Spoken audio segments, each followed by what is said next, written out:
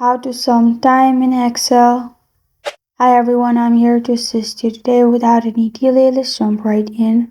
First, open Excel. As you can see, I have hours in one row. To simply sum that, type in equals sum and then open bracket. Select the hours you want to sum and then close the bracket. After closing the bracket, press on enter. After you press on enter, you will find your answer.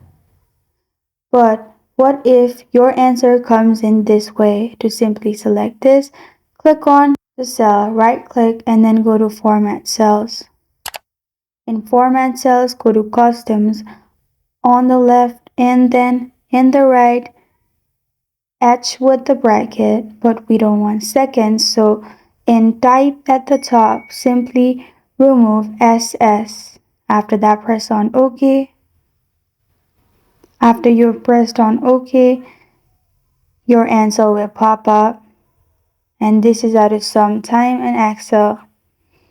Thank you for joining me today. If this video helps you out, please leave a like and subscribe for more. Got a question or want to suggest a topic? Comment below. Thank you for watching.